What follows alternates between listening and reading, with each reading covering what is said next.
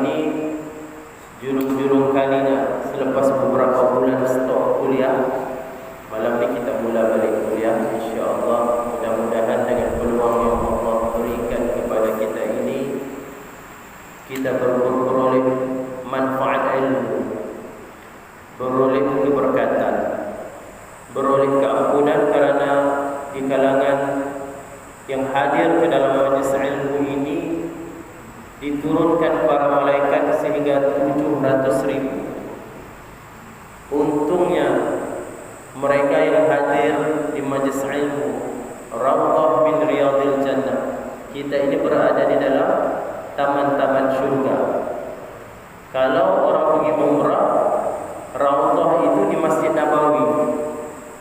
Tapi kita yang berada di Malaysia ini pun dapat juga Raudhah, yaitu keampunan, rahmat, kasih sayang Allah, dan diangkat akan doa-doa oleh para malaikat yang memohon keampunan kepada kita pada malam ini. Bukan imam, bukan ustaz, bukan ibu bapa kita yang berada di dalam kuliah sekarang, ialah yang mendoakan kita ini adalah para malaikat yang memohon keampunan. Untungnya orang-orang yang menghadirkan diri di dalam kuliah-kuliah, majlis ilmu, malaikat yang memohon keampunan. Malaikat ini adalah makhluk yang Allah jadikan dari apa dia? Malaikat dijadikan dari pandai, dari cahaya. Malaikat dijadikan dari cahaya. Manusia dari apa? Manusia dari tanah, pandai. Syaitan dari apa? Dari api, pandai. Orang mesti dapat kan? Siap-siap pergi sekolah. Okey. Jadi itulah nikmat yang Allah bagi ke atas golongan yang datang majlis ilmu. Keuntungan yang Allah bagi, di samping kita dapat merapatkan silaturahim, Allah merapatkan hati-hati orang-orang yang datang ke dalam majlis ilmu, merapatkan kasih sayang, merapatkan silaturahim. Itu untungnya datang majlis ilmu pun dapat. Dan insya-Allah pada malam ini Ustaz tidak cerita tentang pergolakan di Palestin, sebab kisah tersebut sentiasa berada di dalam handphone setiap orang. Ada aja update. Kalau kita sudah start buka tentang Palestin, dia akan keluar sendiri. Itu kecanggihan teknologi handphone. Kalau kita start buka rancangan masak-masak, dia keluar di TikTok tu. Masak je, makan je. Kalau cerita Palestin, keluar Palestin. Kalau cerita nyanyi keluar. Kalau cerita bukan keluar. Itu teknologi. Itu baru teknologi dunia, belum lagi teknologi akhirat. Jadi insya-Allah malam ini kita menyingkap sejarah satu kisah yang jarang-jarang kita dengar. Ada juga orang cerita, tapi mungkin jarang-jarang dengar. Ataupun cerita ini akan diceritakan ikut musim. Jadi insya-Allah hari ini Ustaz cerita tentang suatu bangunan yang cukup istimewa di hati setiap umat Islam. Coba teka bangunan apa? Berada di Makkah Al-Mukarramah, Ka'bah. Alhamdulillah, pandai. Itu Allah bagi pandai, sebab selalu datang masjid. Jadi satu kisah berkaitan sejarah pembinaan Ka'bah. Jadi kita mula cerita kuliah kita ni, kuliah sembang-sembang je, santai-santai. Santai-santai je. Yang penting enjoy. Okey. Jadi berdasarkan satu kisah sirah, suatu ketika Nabi Ibrahim alaihissalam telah berjumpa dengan anaknya Nabi Ibrahim ni ada seorang anak lelaki yang bernama Nabi Ismail alaihissalam. Nabi Ibrahim ini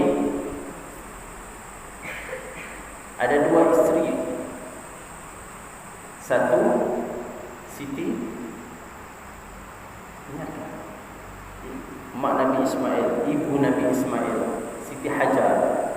Satu lagi Siti Sarah. Siti Sarah ini yang melahirkan zuriat orang-orang di sebelah Palestin keturunan Yahudi.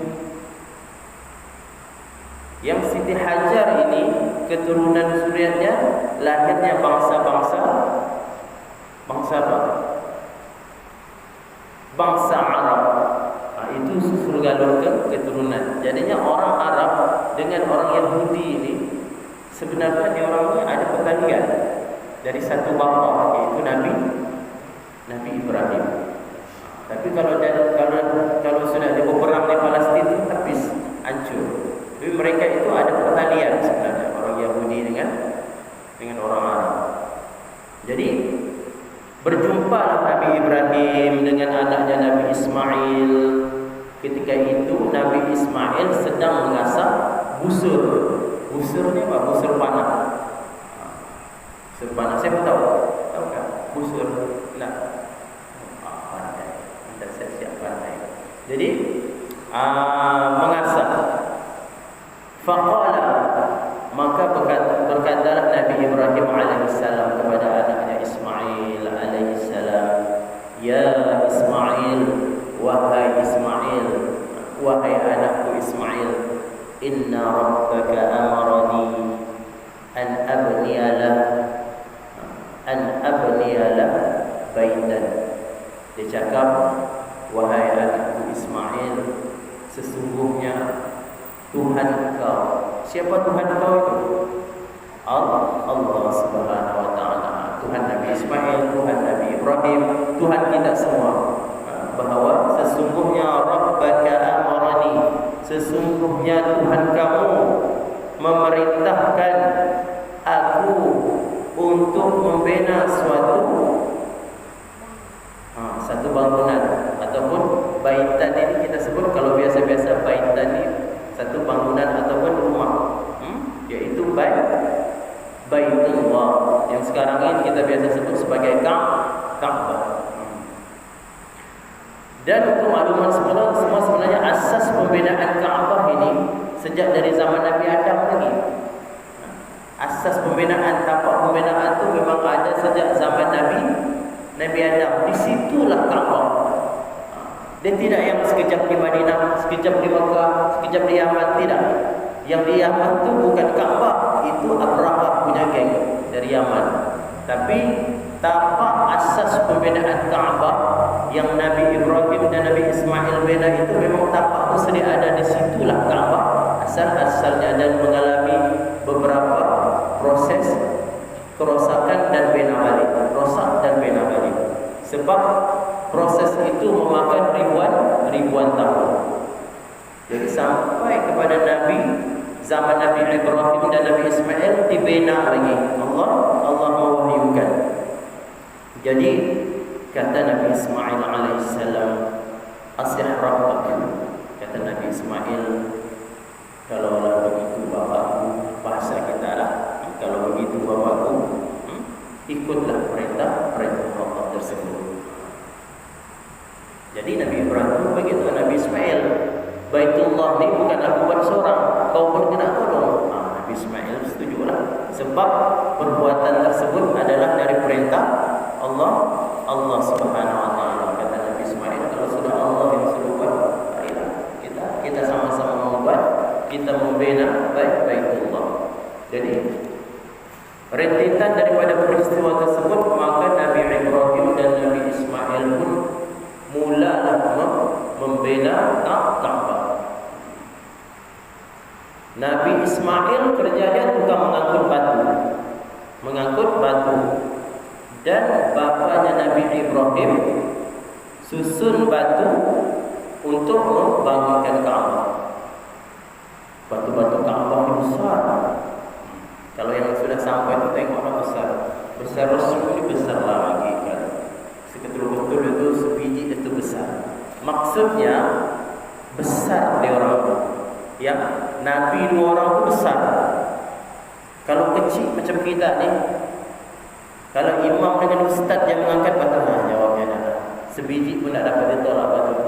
Memang besar. Bermaksud mereka pun sebenarnya jenis yang badan yang sangat besar. Sebab itulah dapat membina Kaabah.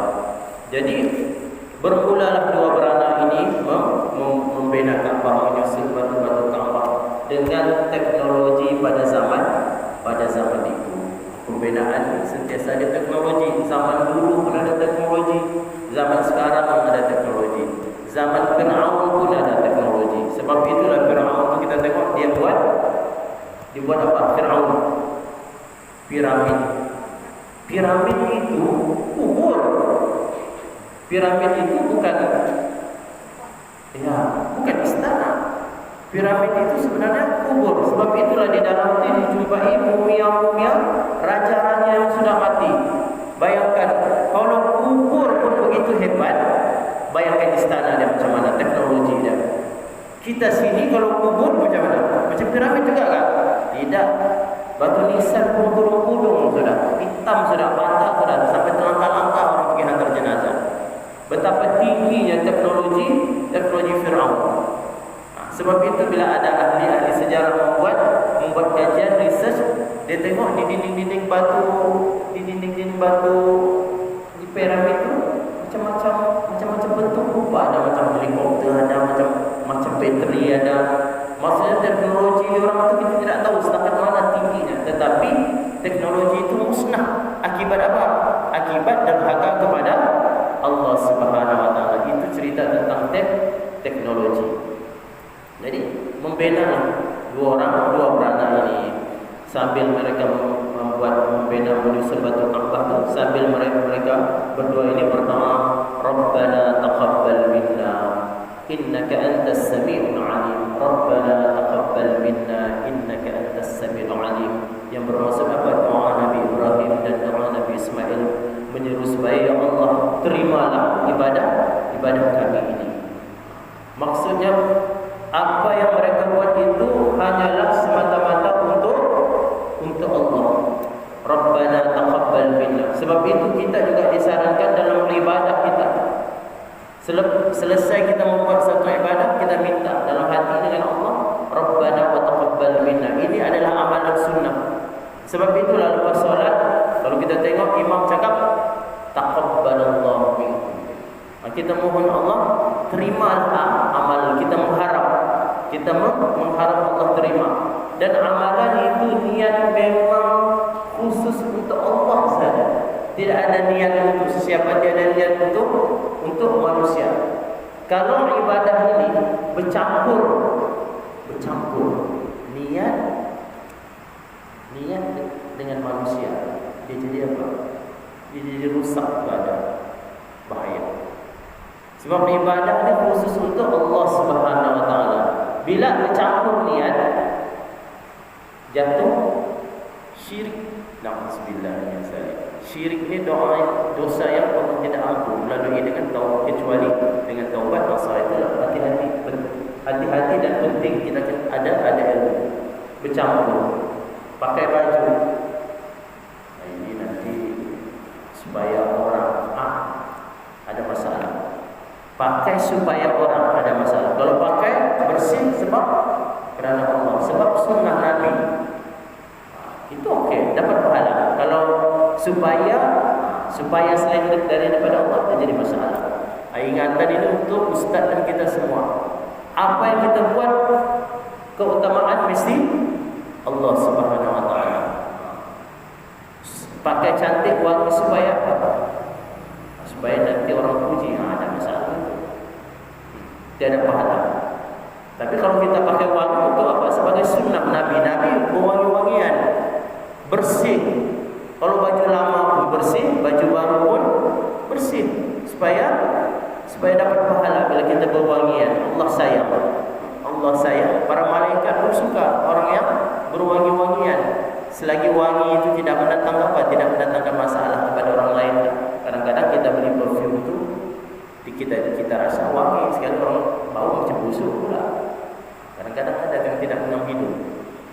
Tapi tujuan kita pakai itu hanya kerana Allah. Ibadah itu hanya kerana Allah. Kerana di kalangan manusia ini ada golongan yang semasa hidup dia ibadah dia komplit dia buat, tetapi apabila di dalam timbangan amal di masyar, rupa-rupanya akaun ibadah dia zero, kosong. Na'udzubillah min zalik. Bila cek zero, macam mana yang selama ini 60 tahun hidup menyimpan, tiba-tiba pergi bank, akaun zero, kena hack. Kalau zaman sekarang kena hack. Tapi kalau di mahsyar nanti maksudnya apa? Maksudnya ada virus apa? Virus syirik ini ada. Kalau virus syirik ini dalam hati, jadi masalah dengan amal ibadah. Itu sebab jadi zero. Dan Allah akan menyuruh orang yang di dalam semasa hidup dia dulu beribadah kerana menunjuk dengan orang lain. Kau pergi jumpa orang tu, kau minta syafaat. Tiada orang tu, tiada, sudah mati lagi dari sana. Mati pun mati, sudah habislah. Jadi di masyar. Sebab akaun zero, pahala zero. Sedangkan rasa dulu hidup di dunia dulu penuh dengan ibadah, tidak pernah habis. Rupanya ada masalah ibadah. Ibadah itu bercampur-campur antara perintah Allah dan supaya orang nampak, itu jadi masalah. Tapi ada satu kisah dulu, ada kawan kan, ada zaman dulu lah, ustaz kecil-kecil dulu, ada orang cakap, saya ni kalau ikhlas baru pergi masjid. Dia cakap, ini cerita kita lah, dulu cerita 20 tahun lepas. Orang cakap, kenapa kau nak pergi masjid? Aku tunggu ikhlas dulu. Kau pergi pun belum, sudah tunggu ikhlas. Ikhlas tu dia kena buat dulu. Buat dulu, baru Allah datangkan ikhlas. Sebab keikhlasan itu dari Allah Subhanahu Wa Taala. Kau buat dulu. Tapi kalau pergi masjid rasa macam menunjuk, cepat-cepat istighfar, cepat-cepat minta ampun dengan Allah, kabur balik cepat-cepat. Jangan biar. Kalau terasa saja cepat-cepat istighfar. Kalau ada terasa cepat-cepat istighfar. Supaya apa? Supaya Allah memadamkan kesalahan kita itu. Jangan ada kesesat pada hati. Insya-Allah. Kalau selalu lama-lama tu syaitan pun tak menahan juga dia. Tidak dapat juga dia menahan gantung di hati kita. Balik-balik istighfar, panas dia. Habis. Jadi cerita tentang, sambung balik cerita tentang Ka'bah dan doa Rabbana taqabbal minna. Kita sentiasa mohon kepada Allah, berharap Allah terimalah atas setiap amal ibadah kita. Jadi bila binaan Ka'bah ini makin dibina makin tinggi, macam kita bina rumah juga, makin dibina makin tinggi. Nah, jadi bila makin tinggi, tenaga pun makin kurang. Nabi Ibrahim pun makin kurang tenaga dan tidak berapa larat sudah. Maksudnya tenaga tu makin kurang, berat betul kan? Jadi Nabi Ismail alaihissalam pun tengok bangunan makin tinggi. Jadi dia ambil lagi satu betul batu, dia alas lagi sebiji batu supaya bapak itu ringan sikit kerja. Makin tinggi, bangunan itu makin tinggi dan batu itu makin mudah untuk disusun, makin tinggi. Jadi dan dari kisah tersebut, maka batu tempat lapik kaki Nabi Ibrahim alaihissalam itu ketika membina Ka'bah, batu itu membentuk kesan tapak kaki Nabi Ibrahim alaihissalam sampai sekarang. Dan batu itu masih lagi dikekalkan kedudukannya dekat Ka'bah. Sampai sekarang orang yang pergi sana kita akan sebut maqam Ibrahim.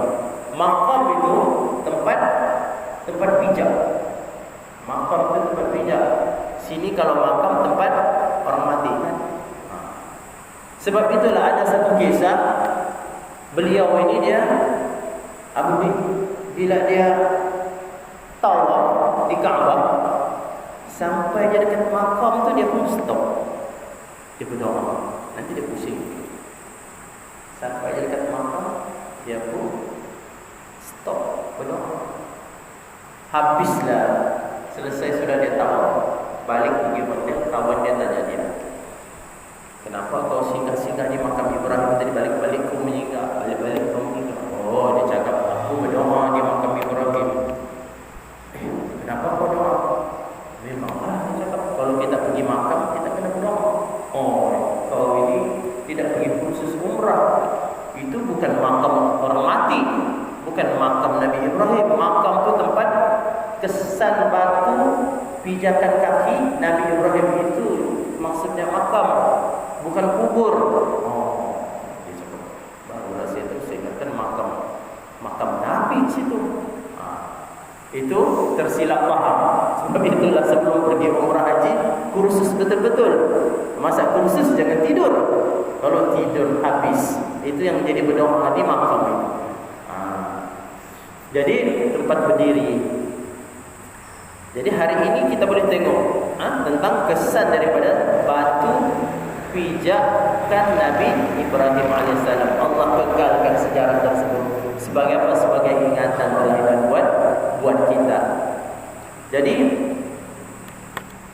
di dalam kitab Fathul Bari, yaitu syarah Sahih Bukhari karangan Ibnu Hajar Al-Asqalani, menyebut bahawa yang diriwayatkan daripada Ibnu Hibban, apabila selesai Nabi Ibrahim membina Ka'bah tersebut, maka Allah memerintahkan Nabi Ibrahim agar menyeru sekalian manusia datang melakukan ibadah haji di Baitullah.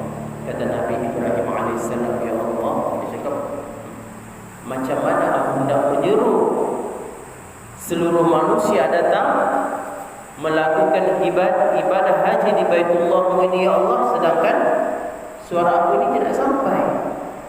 Mana kemampuan, tiada kemampuan aku untuk menyeru seluruh manusia di dunia ini datang melakukan ibadah haji, sedangkan suara aku ini tidak sampai, kecuali orang yang dekat-dekat, kecuali orang yang dekat-dekat yang boleh mendengar. Kata Allah Subhanahu Wa Taala, engkau hanya ditugaskan menyeru, tetapi yang menyampaikan itu siapa? Allah Subhanahu Wa Taala. Jadi Nabi Ibrahim AS sami'na wa ata'na. Maksudnya konsep kami dengar dan kami taat. Jadi berserulah Nabi Ibrahim AS, ya ayyuhan nas kutiba alaikumul hajj ila baitil 'atiq. Maka berserulah Nabi Ibrahim AS menyeru manusia supaya melakukan, ditetapkan ke atas kamu semua manusia itu akan ibadah haji. Di mana? Di ila baitil 'atiq, di Masjidil Haram itu, di Ka'bah tersebut. Maka kesannya apa? Kesannya sampai sekarang orang pergi Mekah dan Madinah menunaikan haji dan umrah. Asbab dari seruan Nabi Ibrahim AS tadi. Menyambung lagi kata Ibnu Anas, kata Ibnu Abbas, tidakkah kalian lihat pada hari ini manusia datang dari segenap penjuru dunia, masing-masing datang dalam keadaan bertalbiyah. Talbiyahnya apa? Talbiyahnya selalu kita dengar di TV, terutamanya musim haji. Labbaik Allahumma labbaik, labbaik la syarika lak labbaik, innal hamda wan ni'mata lak wal mulk la syarika lak. Itu talbiyah. Talbiyah yang sering diucapkan oleh para insan yang mengerjakan haji dan umrah, menunjukkan kita ini menyambut seruan Allah Subhanahu Wa Taala. Labbaik ini satu perkataan bahasa Arab yang sangat tinggi nilai dia punya perkataan tu. Kita menjawab dengan keadaan yang sangat tinggi. Contohlah, Ustaz panggil Hazmir. Bukan. Sini si Wan. Wan kan? Wan. Ya. Wan. Contoh ustaz panggil Wan kan, panggil datang si Wan. Jadi ustaz panggil Wan. Aku lagi. Okey, ustaz panggil Wan. Wan. Ya. Ya ustaz. Ada kalau yang bagus lagi, Wan. Saya datang ustaz. Ada lagi, Wan. Saya datang segera. Terus saya datang. Akan lain jawapan itu step lain daripada yang mula-mula tu iya saja. Dengan mata dia jawab. Kita tu jawab dengan mata siapa gitu. Ada itu dia memang datang tu, dia datang dengan jiwa. Inilah golongan-golongan yang mengerjakan haji dan umrah. Datang di berserah diri bawa dengan jiwa. Begitu juga murid. Kalau cikgu panggil tu dia datang betul-betul. Apa yang ustaz? Apa lagi saya boleh bawa? Dia datang dengan jiwa itu. Datang dengan muka yang berseri-serinya. Dengan datang bersedia akan barang dulu itu lain. Begitulah seolah-olah seolah-olah begitu golongan-golongan yang mengerjakan haji dan umrah. Kita datang ini dengan jiwa dan bersedia dan menyerahkan diri kita sepenuhnya untuk beribadah kepada Allah Subhanahu wa taala. Sebab itulah tuan-tuan, bila kita beribadah di masjid, bila kita beribadah dalam haji dan umrah ini, semua orang cakap dapat beribadah dengan tenang. Sebab apa? Sebab kita begitu, memang kita menyambut seruan Allah, labbaik. Memang kita menyerahkan jiwa. Kalau di rumah kita sambil semayang tu kadang-kadang sempat lagi ingat minyak kereta berisi, pulang mati beras, besar, macam-macam. Kan? Anak hilang pensil, sehingga beli batas, beli pensil. Macam-macam ingat. Tapi di sana itu kita pergi dengan jiwa. Langsung kita tidak terusik dengan benda-benda gangguan dunia. Sebab itulah kebanyakan ibu aja, seronoknya, khusyuknya semayang di sana. Sebab apa? Sebab kita pergi itu dengan jiwa yang kosong dan menyerah diri kepada Allah. Jumaat jam 12.30, jam 8 sudah orang pergi masjid. Kalau sini Jumaat 12.10. Jam 12 belum lagi orang datang. Itulah biasanya tanah haram dengan tanah kita di sini, tanah halal. Makanya kenapa tanah haram? Apa yang haram di sana? Haram atas segala perbuatan-perbuatan yang dilarang oleh Allah Subhanahu wa taala. Amma dalam pemikiran kita, contohnya di sana itu kita jangan kira orang lain, kita kira kita. Kita pikir benda yang bukan-bukan itu pun dilarang oleh Allah Subhanahu wa taala. Sebab itu disebut sebagai tanah haram sana. Haram atas perkara-perkara kemungkaran, dan tujuan kita pergi sana fokus untuk ibadah kepada Allah Subhanahu wa taala. Saya perkara-perkara lain yang berkaitan dengan perkara-perkara yang diharamkan.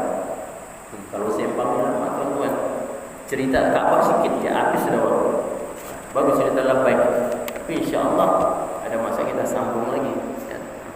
Kalau cepat habis ni nanti kita stop, minggu depan ada lagi, minggu satu lagi ada lagi, insya-Allah. Tengok keadaan macam mana aturan kuliah ini, insya-Allah. Jadi isyak kita ni pun awal masuk. Jadi boleh stop kan? Stop dah kan? Supaya memudahkan pelbagai urusan. Jadi kita stop sampai labbaik tadi. Tentang ucapan-ucapan talbiyah. Yang cerita susun batu tadi sampai itu ya. Susun batu Kaabah tu sampai tapak kaki Nabi Ibrahim alaihissalam. Mudah-mudahan dengan sedikit pengurusan ilmu yang tidak seberapa ini, mudah-mudahan dengan Allah bagi peluang kita dalam urusan menuntut ilmu, Allah mudahkan urusan kita datang ke masjid. Kerana orang yang antara perkara istimewa orang yang datang ke masjid ini, apabila keluarnya dia daripada bertolaknya dia ke masjid itu, setiap langkah itu ada pahala dan keampunan. Berapa langkah atau berapa langkah? Di situlah Allah bagi pahala keampunan dosa, pahala keampunan dosa, pahala keampunan dosa. Berapa langkah punya jauh? Pahala itu 10. Allah bagi 10 lagi ganjaran untuk untungnya datang ke masjid. Walaupun tidak beristighfar Allah bagi. Sebab apa? Sebab niat kita datang meramaikan beribadah di rumah Allah Subhanahu wa taala. Itulah untungnya golongan-golongan yang datang ke masjid. Jauh ataupun dekat. Wallahu alam, segala kekurangan saya mohon maaf dan mohon maaf. Kelebihan itu milik Allah Subhanahu wa taala. Kita tutup dengan tasbih kifaraah surah Al-Asr. Bismillahirrahmanirrahim. Subhanallah wa bihamdihi asyhadu an la ilaha illa anta astaghfiruka wa atubu ilaik. Bismillahirrahmanirrahim. Al-Asr. Innal insana lafi khusr illa alladhina amanu wa 'amilus salihati wa tawassaw bil haqqi wa tawassaw bis sabr. Wassalamu alaikum warahmatullahi wabarakatuh.